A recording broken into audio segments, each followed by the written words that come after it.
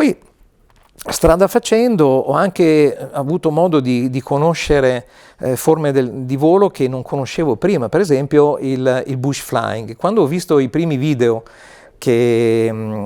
sono stati fatti da istruttori e piloti professionisti che fanno questo tipo di attività in Alaska, nel nord del Canada, oppure in Australia e da altre parti, io sono rimasto praticamente allibito, perché con questi aeroplani forniti di queste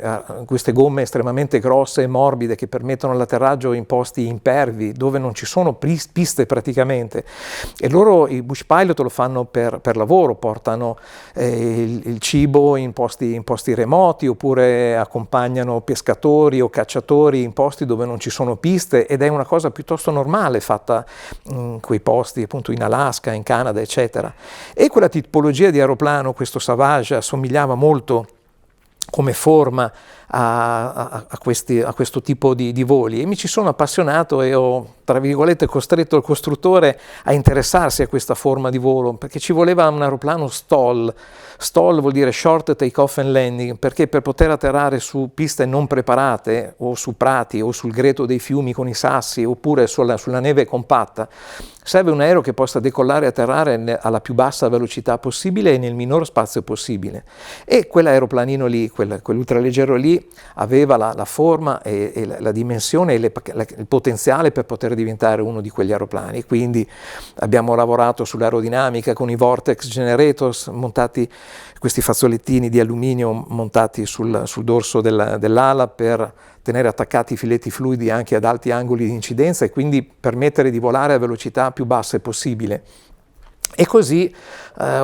mi vanto di essere stato il primo a portare in Europa il primo set di gomme di queste Bush Wheels, che vengono costruite da una piccola ditta americana che però le fornisce a tutto il mondo praticamente,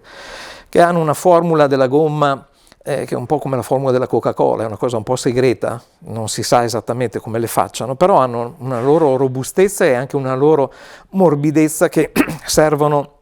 ad attutire gli impatti e permettono il rullaggio e il decollo e l'atterraggio anche su superfici molto, molto impervie. E così mi ci sono appassionato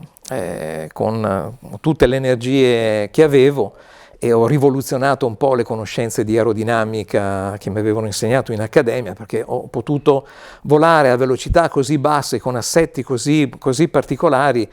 che stupivano anche un pilota che aveva l'esperienza che ho acquisito io. Mi ci sono veramente molto appassionato, ed è una cosa che continuo a fare anche adesso che sono in pensione, che non volo più con Alitalia, ma che mi ha permesso appunto di alimentare questa passione del volo con aeroplani Bush e anche con l'idrovolante, per esempio. Allo stesso aeroplano, visto che il primo ultraleggero che ho avuto in Italia era un anfibio idrovolante, mi era venuta voglia di trasformare anche questo Savage in anfibio, e mi ci sono messo e ci sono riuscito, senza avere la certezza poi che sarebbe venuto fuori un bel aeroplano. Invece vola meglio addirittura del terrestre. E ho costruito tanta esperienza e sono tuttora felicissimo di poterla attuare. Tra l'altro sono un volontario di protezione civile e sono contento di poter mettere a disposizione la mia esperienza passata su un mezzo di mia proprietà, per quanto semplice come un ultraleggero, però tutte le volte che me lo chiedono, perché c'è un disperso sul lago di Garda, ad esempio, oppure per ricerche a incendi o cose del genere, metto a disposizione il mio mezzo e la mia conoscenza molto volentieri, per poter collaborare con la protezione civile. Grazie a questo posso anche operare sul lago di Garda, che ho proprio vicino alla base. E quindi ecco, la mia passione per il volo è rimasta integra. Non volo più sui grossi aeroplani di lungo raggio, non volo più sugli aerei da caccia, però volo molto volentieri con ultraleggeri e opero come istruttore attualmente a Legnago, dove c'è un aeroclub molto funzionale con delle macchine moderne, ed è veramente un piacere, insomma, poter trasferire la mia passione e la conoscenza che ho del volo anche a neofiti, a gente che si avvicina per la prima volta al volo. La forma di volo del bush flying è una forma di volo che per un pilota può essere veramente molto affascinante e motivante, in quanto deve operare il pilota in piste che non sono piste, non sono preparate, ogni volta possono cambiare dal punto di vista morfologico del terreno e anche delle condizioni ambientali, ci vuole una conoscenza della micrometeorologia anche del posto dove il pilota opera, perché può essere appunto il greto di un fiume con sassi più o meno grossi, oppure può essere sabbia, oppure può essere neve compattata. E lì diciamo il pilota non fa delle manovre che sono azzardate, anzi deve essere molto più responsabilizzato di un pilota che opera su superfici convenzionali dove gli viene detto la lunghezza della pista, il vento, c'è una manica a vento e quindi si sa regolare di conseguenza. La bellezza del volo bush, che nei posti remoti, appunto in Alaska, in Australia, in Nord America, viene fatto più che altro per necessità, perché vengono portati appunto i viveri in posti che sono altrimenti irraggiungibili, oppure accompagnano del personale che vuole raggiungere questi posti. È una forma di volo che può avere la sua importanza dal punto di vista tecnico, perché si deve essere consapevoli del luogo dove l'aeroplano verrà appoggiato per terra e da questo posto poi deve essere anche in grado di ridecollare. Diciamo che la bellezza del bush flying consiste nel fatto che io sto volando e a un certo punto vedo un luogo naturale, che può essere la sponda di un lago o di un fiume, o un posto sconosciuto, dove ho la possibilità di fermarmi con questo aeroplano perché stolle, decolla a terra in pochissimo spazio, perché ha gli ammortizzatori, perché ha queste gomme speciali che mi permettono di farlo, però richiedono molta responsabilità da parte del pilota, che deve organizzarsi da solo per riconoscere gli ostacoli, i potenziali pericoli e la possibilità poi da questo posto di ridecollare. Quindi è un tipo di volo molto, molto stimolante e molto naturale, selvaggio. Infatti la parola bush flying deriva da bush, che vuol dire selvaggio. Quindi ci si deve adattare a volare in condizioni che non sono preordinate e non sono codificate. E l'esperienza che ho fatto personalmente, sia guardando i video degli istruttori dei bush pilot dell'Alaska e del Canada, mi è servita per costruire un po' alla volta questo tipo di esperienza che mi ha dato veramente molta, molta soddisfazione. È un volo selvaggio, tra virgolette, ma non è disorganizzato, anzi, ripeto, ci vuole molta responsabilità da parte del pilota, perché deve fare tutto da solo, deve capire da che parte viene il vento, com'è il terreno, tante volte deve essere sorvolato più volte e da diverse angolazioni per capire le asperità, le buche o i fossi che ci possono essere, però alla fine è molto bello poter volare e dire: vedo quel posto lì, mi piace, voglio fermarmi lì, e da lì mi fermo e da lì riparto un'altra volta per andare in un altro posto. Quindi è una forma di volo non molto conosciuta in Italia, francamente, non ancora molto conosciuta, però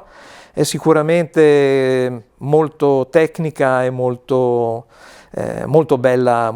da attuare. Insomma, io la trovo veramente entusiasmante. Ad esempio, ho imparato, e sono rimasto stupitissimo le prime volte che ho visto questi video, vedevo questi aeroplani prevalentemente bicicli o tail draggers con ruotino posteriore, praticamente il carrello principale, che facevano delle cose assurde, al di là del posto dove atterravano, che era appunto magari impervio con dei sassi,